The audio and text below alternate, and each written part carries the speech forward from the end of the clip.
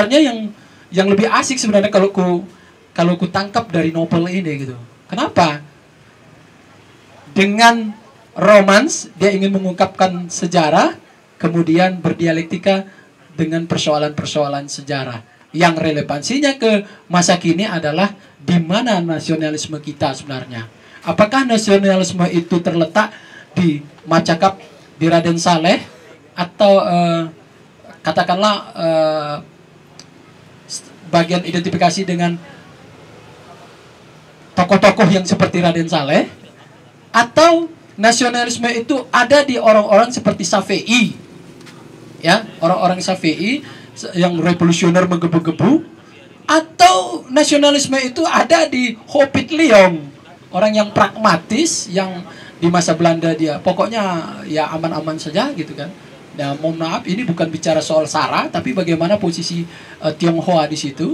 Hopit Leong dianggap sebagai pangeran dari timur. Nah, ini apa sebenarnya misi dari Kurnia Effendi ini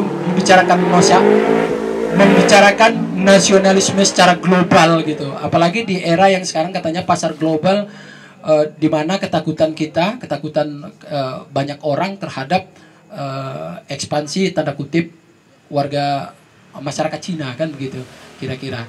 Itu sih yang kutangkap dari novel ini gitu. Maka dia menarik sebenarnya dari sisi apa kita mau kaji? Dari sisi sejarahnya, sejarah abad 19 masa kolonial ya di tanah Jawa, atau bicara soal pergerakan 1926-an.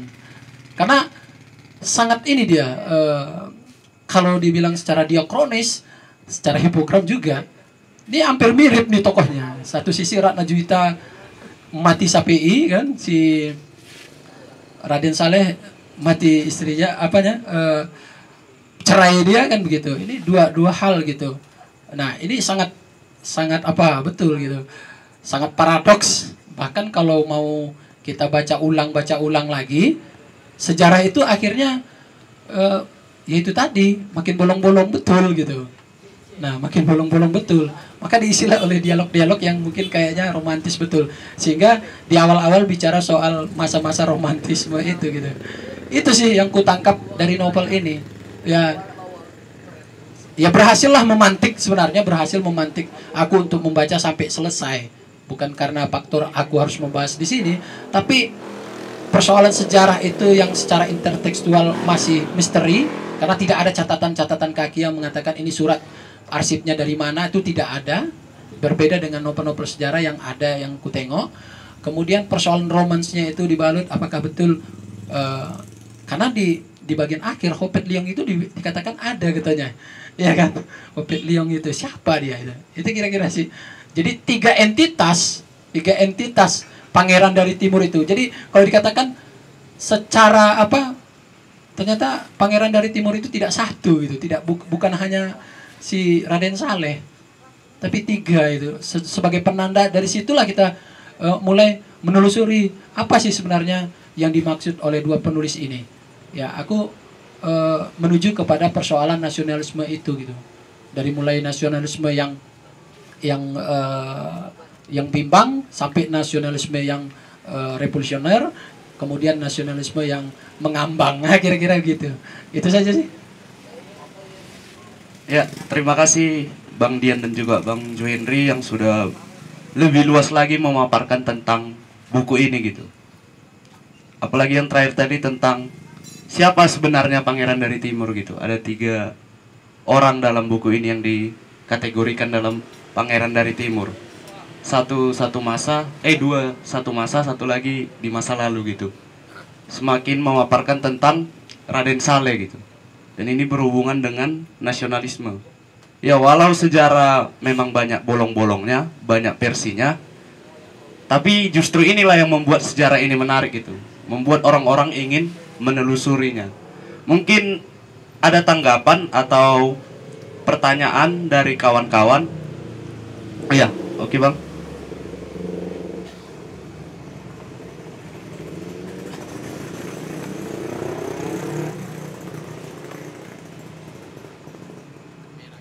Ya, terima kasih. Ini diskusi yang menarik. Saya selalu menarik dengan John Pawem Siaan. Apapun ceritanya apapun persoalannya, yang penting kita diskusi di sini kan, itu yang penting. Itu menarik sekali untuk kita menambah wawasan itu kan gitu. Jadi nggak serta merta kita mendapatkan sesuatu yang kata orang ini paling baik, tapi sebenarnya dalam pemikiran kita setelah kita bedah belum tentu jadi baik gitu. Itu kunci sama saya. Terus terang juga saya sebenarnya di sini apa ya, kalau dikatakan tidak menarik nggak enak gitu kan, tapi saya tidak tahu menahu bahwa ada diskusi ini gitu. Tapi kemudian sebelumnya saya datang di sini dan kawan-kawan kebetulan ada kita diskusi soal Asosiasi Dokumentaris Nusantara yang sudah kita bentuk di Sumatera Utara, ada di Medan, ada kawan-kawan kita pada saat ini. Tadinya kita diskusi, kemudian rupanya ada diskusi lanjutan gitu loh. Tentang Pangeran dari Timur dan novelnya gitu. Tapi ketika Dharma tadi udah ada bicara sedikit segala macam, saya terus mulai menyimak gitu kan. Terus kemudian ini kok lama-lama terus kemudian ke soal film gitu kan, soal novel gitu, seperti itu. Terus ada kaitannya dengan sejarah begitu-gitu. Mungkin nggak perlu harus keluar dan orang tahu bahwa saya adalah orang yang paling tidak percaya dengan sejarah yang ditulis maupun difilmkan. Ini soal ruang diskusi kita gitu. Saya paling tidak percaya tentang sejarah, baik itu dituliskan maupun jadi film. Itu akan samar semua. Saya paling orang tidak percaya karena memang sejarah itu selalu kiblatnya adalah siapa punya kepentingan, rejim siapa yang berkuasa, segala macam bla bla bla bla gitu loh. Kalau kita soal sejarah, artinya kita bicara soal banyak kepentingan di situ, tentang politis segala macam dan rejim. Sama dengan ketika kita cerita tentang tadi menyangkut sejarah, ketika dia ke novel, apalagi ke film, saya paham betul bagaimana sejarah tertentu dibuat film. Ada banyak hal yang memang akan punya kepentingan di situ.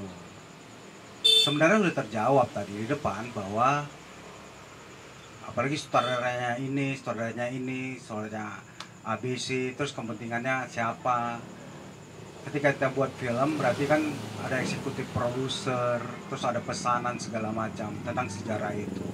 Terus kemudian kalau kita cerita film sebagai tontonan, ya, film sebagai tontonan itu juga lari nanti jadi komersil, kan. Terus kemudian ada unsur dramatik yang harus dibuat, kan.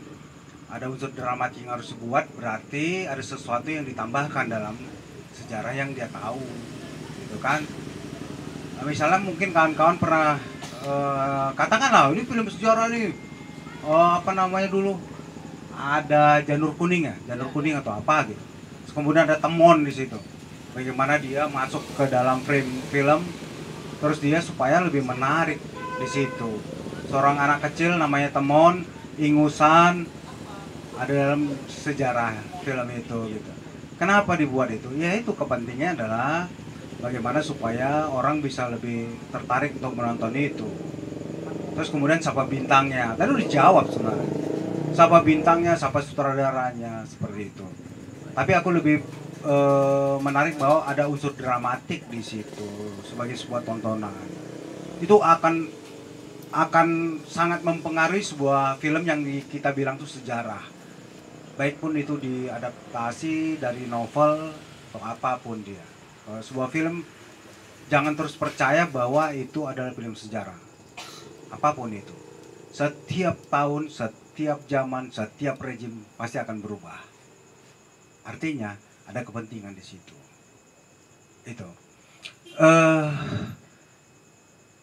Itu yang menurutku bahwa sangat begitu diskusi berlanjut, memikirkan bahwa iya ya, orang kenapa selalu bicara tentang film jadi sebuah sejarah. Aku bilang bahwa sebuah film adalah sebuah tontonan dan orang ingin menarik bahwa ada industri bisnis di situ segala macam. Jangan terlalu percaya bahwa itu sebagai sebuah sejarah. Film kayak Mat Dahlan misalnya, ya aku udah datang lah bagaimana properti dibuat segala macam, menunjukkan bahwa persis kondisi yang ada di Jogja misalnya kan.